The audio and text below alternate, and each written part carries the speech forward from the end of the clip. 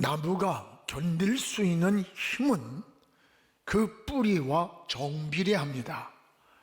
뿌리가 건강해야 거목이 됩니다. 이런 나무만 그런 게 아니에요. 가정도 신앙도 나라에도 뿌리가 있습니다. 그 뿌리가 튼튼하고 건강해야 됩니다.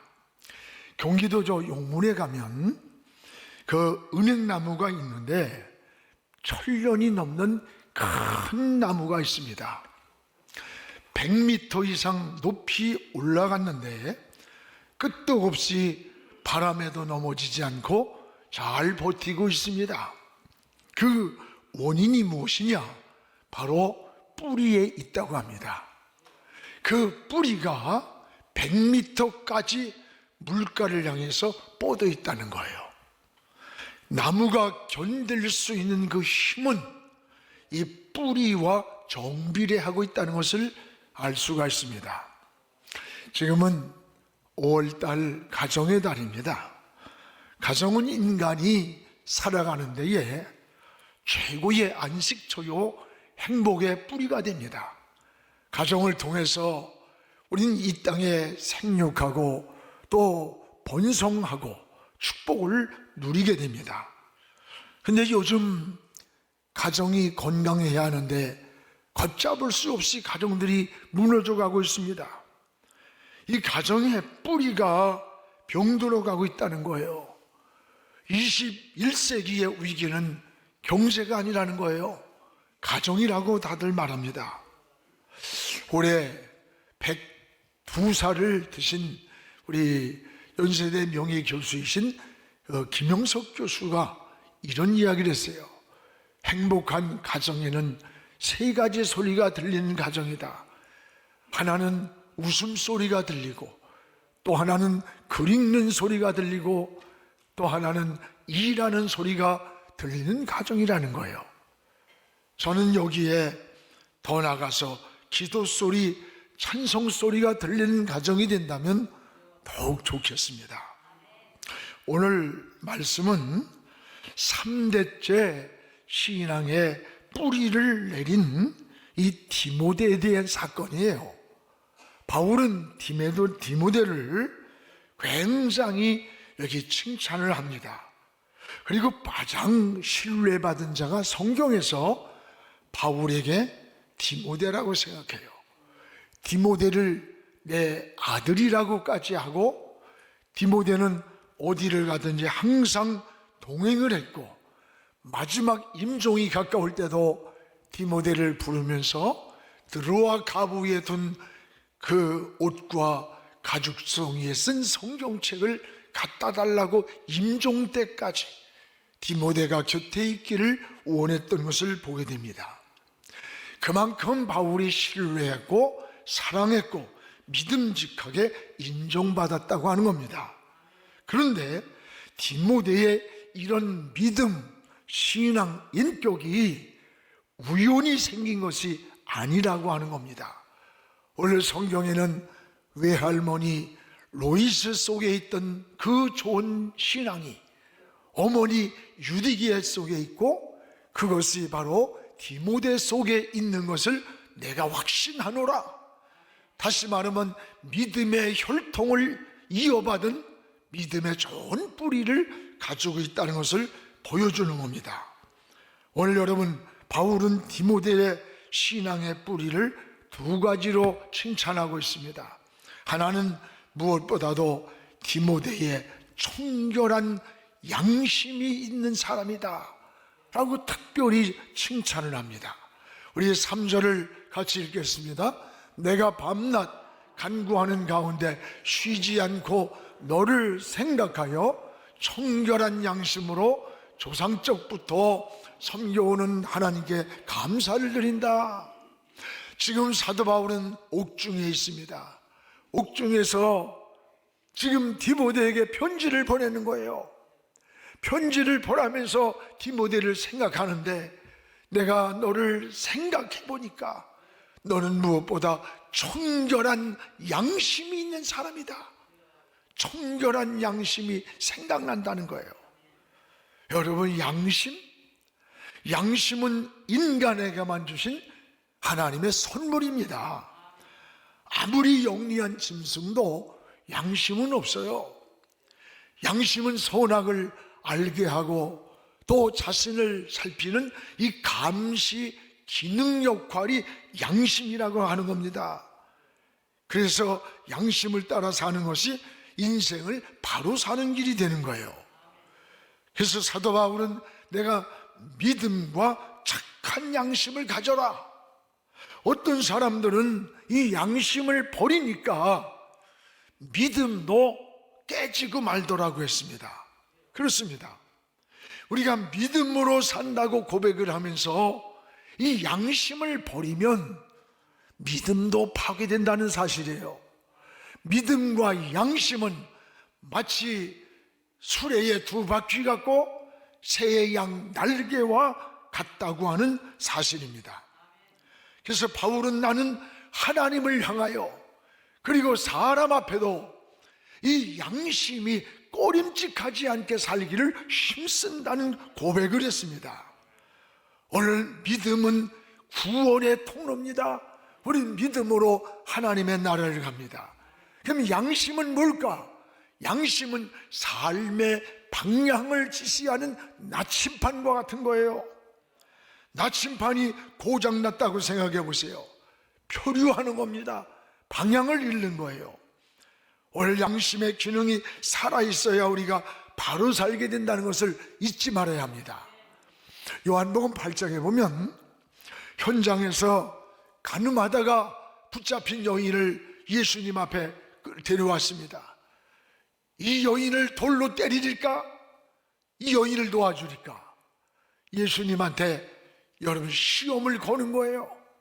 돌로 때리라고 하면 그동안에 주님이 외쳤던 사랑이 위선이 되는 거예요.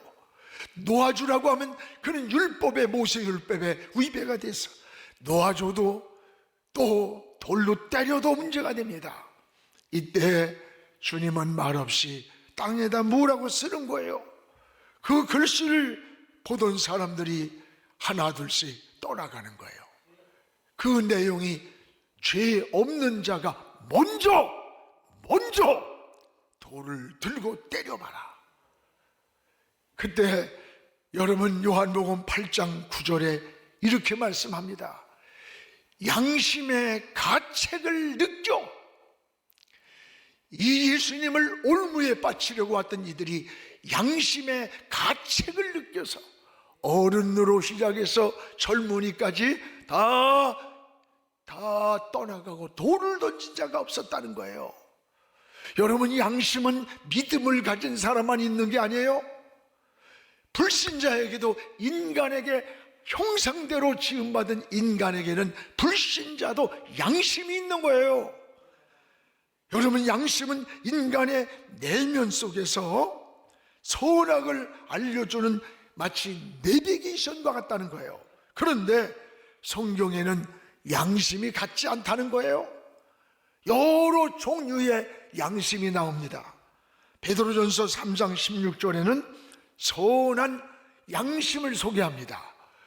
또 여러분 여기 보면은 청결한 양심을 소개해요. 디모데후서 1장 5절에 또 여기 디모데전서 1장 19절에는 착한 양심이 나와요. 그런가 하면 디모데전서 4장 2절에는 화인 맞은 양심이 있다는 게 화인 맞은 양심은 어떤 양심일까? 마치 불에다가 쇠를 달고 가지고 양심에다가 도장을 확 찍으니까 이 도장이 찢어가지고 선악을 분별하는 이게 기능이 마비가 돼버린 거예요. 이게 화인 만진 양심, 선악 간에 감각이 없는 거예요. 이 양심이 작동을 하지 않는, 움직이질 않는 거예요. 여러분, 다 양심은 있는데 그 양심의 종류가 다르다는 거예요. 여러분, 오늘날 이 사회는 너무 갈수록 혼란해져요. 왜 그럴까? 이 양심의 기능이 고장났다는 거예요. 여러분, 부모가 자식을 그냥 죽여요. 자식을 요즘 어린아이들이 그냥 정말 너무 상상이 되지 않게 끝이 막 끔찍하게 아이들을 죽여요. 참, 이게 어떻게 부모가 자식을 죽일까? 또 여러분, 자식이 부모를 막 내버리고 막 죽여요. 정말 무서운 세상입니다. 왜 이렇게 잔인해졌을까? 양심의 기능이 작동을 하지 않는다는 거예요. 그래서 선악이 구분이 안 되는 거예요. 성경은 이것을 화인 맞은 양심이라는 거예요. 신앙은 이런 양심의 기능을 회복해가는 게 신앙입니다. 더러운 양심을, 화인 맞은 양심을 예수 안에 와서 다시 살아나는 거예요. 회복하는 게 신앙이에요. 믿음은 하나님과의 관계라면 양심은 삶의 관계를 말하는 겁니다. 우리가 양심을 따르지 않을 때 누가 뭘 하지 않는데 마음이 괴로운 거예요. 그리고 여러분 많이 경험했을 거예요. 이 양심은, 믿음은 하나님과의 관계를 맺는 것이라면 양심은 우리가 살아가는 삶의 관계를 가지고 사는 거예요. 오늘 3절에 바울은 디모데를 향해서 청결한 양심을 가진 자가, 청결한 양심. 근데 이것이 우연히 생긴 게 아니라 네가 조상적부터 하나님을 섬기던 그 가정에서부터 내려온 양심이라는 거예요. 이 말은 신앙의 혈통을 잘 물려받은 자라는 뜻입니다. 청결한 양심 속에 평안이 있습니다. 하늘의 지혜가 오는 거예요. 영혼이 맑아지고 하나님이 인도하시는 축복의 통로를 따라가게 되는 거예요. 여러분의 가정에도 우리 자녀들에게 여러분들의 정결한 모습, 믿음의 모습, 신앙의 모습을 잘 자녀들에게 유산으로 남겨줄 수 있기를 주의 이름으로 축원합니다. 또 하나 바울은 디모데의 거짓이 없는 믿음, 이걸 칭찬하는 거예요. 우리 5절을 같이 읽겠습니다. 이는 네 속에 거짓이 없는 믿음이 있음을 생각함이라. 이 믿음은 먼저 내 외조모 로이스와 내 어머니 유니게 속에 있더니 네 속에도 있는 줄 확신하노라. 지금 사도 바울은 저 감옥에서 디모데에게 편지를 보내는 거예요. 그러면서 디모데가 어떤 사람인가를 생각하겠지, 편지 쓰면서. 디모데를 생각해 보니까 디모데는 청결한 양심을 가진 사람이야. 그리고 디모데는 거짓 없는 믿음으로 하나님을 섬기는 자임을 생각난 거야. 그래서 디모데에게 네 청결한 양심을 생각한다, 네 거짓 없는 믿음이 생각난다는 거예요. 여러분, 신앙에 있어서 가장 중요한 게 뭘까요? 믿음입니다. 믿음. 신앙의 본질이 뭡니까? 믿음입니다. 성경의 모든 역사는 믿음의 렌즈를 통해서 믿음의 역사가 일어나고 하나님의 역사와 축복과 기적이 나타나는 거예요. 예수 그리스도를 우리는 믿어야만 구원받아요. 천국도 오직 믿음으로 갑니다. 기도도 믿음으로 해야 응답을 받고, 예배도 믿음을 드려야 하나님이 임재하시고, 헌금도 믿음으로 드려야 온전한 제물이 되는 거예요. 믿음을 떠나서는 아무것도 이룰 수가 없습니다. 믿음으로 하나님이 이 세상을 창조하셨고, 믿음으로 우리는 애굽을 나왔고, 믿음으로 홍해를 건넜고, 믿음으로 가나안을 들어갔습니다. 믿음으로 병든 자들이 고침을 받았고, 믿음으로 다시 오실 주님을 기다리는 거예요. 주님은 수많은 인생의 문제를 안고 주님 앞에 올 때에 그냥 기도해 준 거 아니에요. 내가 너를 고칠 수 있다고 믿느냐? 믿음을 요구했습니다. 믿음을 물었고, 믿음을 고백할 때 내 믿음대로 되라고 했어요. 여러분도 믿음으로 하나님을 바라보시기 바랍니다. 가장 중요한 것은 오늘 거짓 없는 믿음이라고 하는 이 말씀을 주목해 보시기 바랍니다. 여러분, 믿음에도 거짓된 믿음이 있기 때문에 그 당시에 거짓 없는 믿음이 디모데 속에 있다고 칭찬하는 거예요. 거짓 속에는 항상 마귀가 둥지를 트는 겁니다. 둥지를. 고집된 마음, 고집된 인격, 고집된 삶, 고집된 믿음은 마귀가 먼저 하는 거예요. 그래서 자신을 속이는 일이 되는 겁니다. 여러분, 고집된 믿음, 이 고집은 유익이 되질 않아요. 특히 여러분들이 이 부부간에도요, 별거 아닌 거 가지고서 자꾸 거짓말을 쉽게 하는 사람들이 있어요. 그 여러분 굉장히 무서운 겁니다. 아무리 부부라고 해도 자꾸 거짓말 잘하면 신뢰가 깨져요. 행복이 깨져요. 그리고 마귀에게 속는 겁니다. 여러분 부부간에도요, 자꾸 속이거나 이러면 안 돼요. 이게요, 부부간에도 무서운 겁니다. 상대가 신뢰가 안 되기 시작하면 그때부터는요, 맡길 수가 없어요. 서로 깊은 대화가 안 되는 거예요. 오늘 여러분, 이 거짓 없는 믿음이라고 하는 단어를 보세요. 바울이 예수의 이름으로 기도하면 말이야, 병자가 나고 귀신이 떠나가는 거예요. 그걸 보고 있던 박스무당이 자기도 바울이 떠나간 후에 예수의 이름 병하니 귀신아 나가라! 귀신 들린 자 걔더니 이 귀신 들린 자가, 야, 내가 예수도 알아, 바울도 알아, 야 너는 누구야? 그러면서 붙잡아가지고 그냥 뒤지게 맞았어요. 그래가지고 옷도 다 막 잡아뜯어 벗기게 해가지고 아마 속옷 하나 걸치고 주량랑을 친 겁니다. 이 거짓은 여러분 먼저 마귀가 하는 거예요. 우리의 거짓된 믿음은 사단이가 먼저 알고 있다는 거예요. 오늘 바울은 디모데를 칭찬하면서 내 믿음이라고 안 하고 거짓 없는 믿음이라고 했어요. 우리가 오늘도 진실한 믿음으로, 진실한 마음으로 하나님을 섬겨야 돼요. 진실한 마음으로 기도해야 돼요. 거짓 없는 믿음으로 11조 드리고 감사드리고 선교하고 섬김의 삶을 살아야 돼요. 사람 앞에 하는 거 아니에요. 하나님 앞에 하는 거예요. 이게 믿음인 겁니다. 우리의 믿음이 얼마나 포장됐는가를 회개할 수 있기를 바랍니다. 또 하나 디모데는 3대째 물려받은 신앙의 보석 같은 것을 보게 돼요. 우리 5절을 다시 보겠습니다.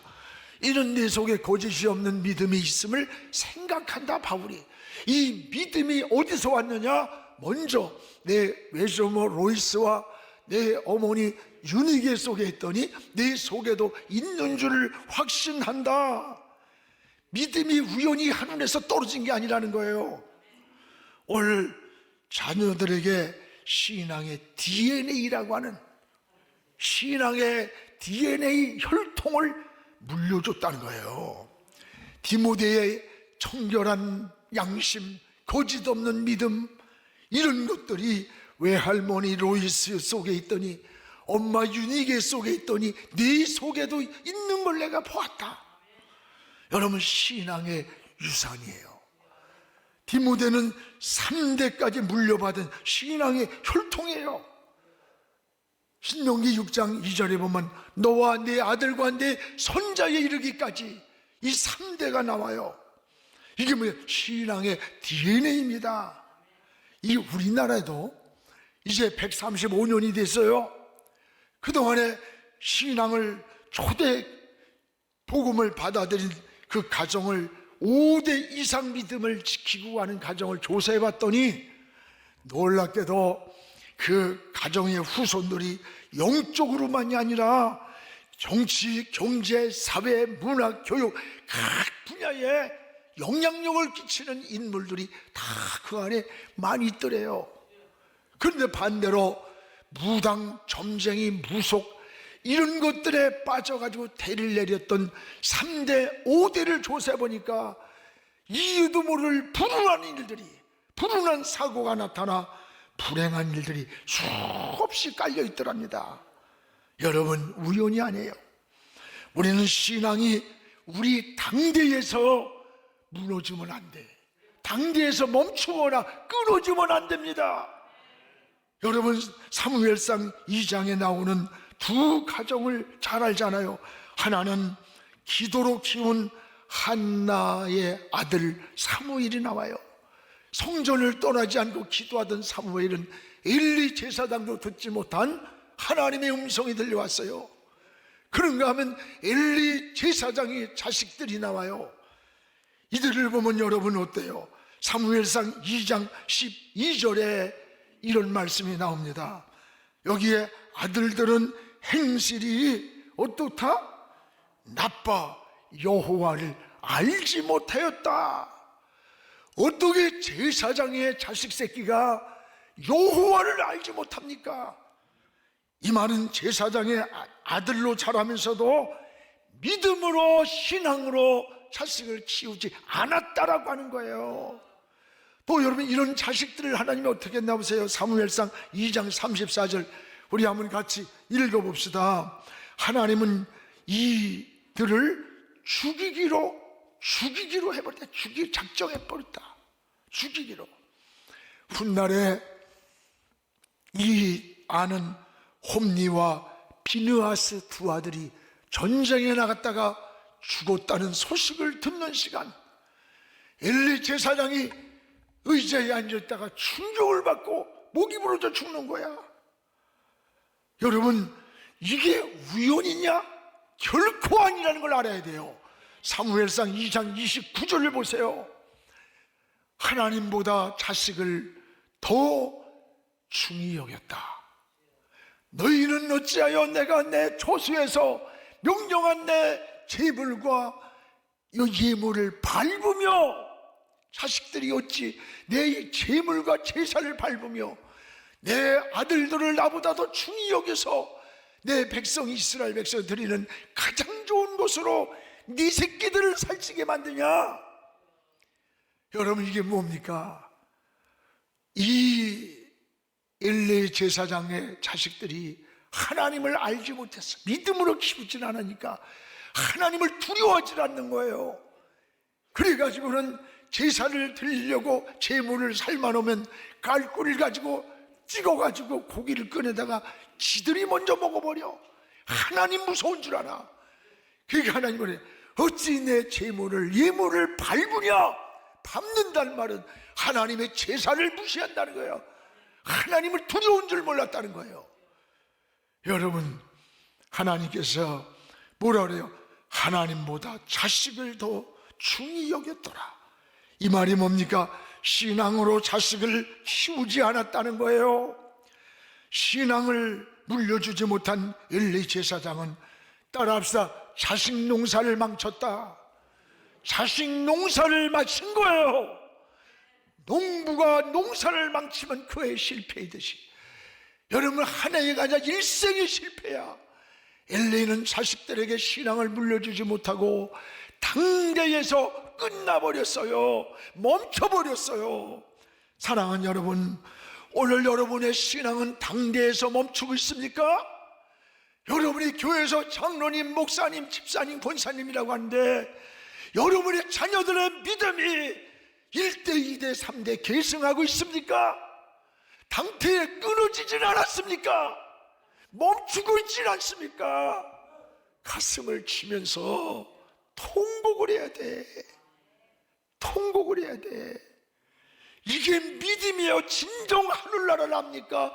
하나님의 살아계심을 안다면 어찌 이런 자식들의 대가 멈추고 있는데 어떻게 편안하게 있어요? 나만 잘 믿는 것 같은 게 신앙입니까?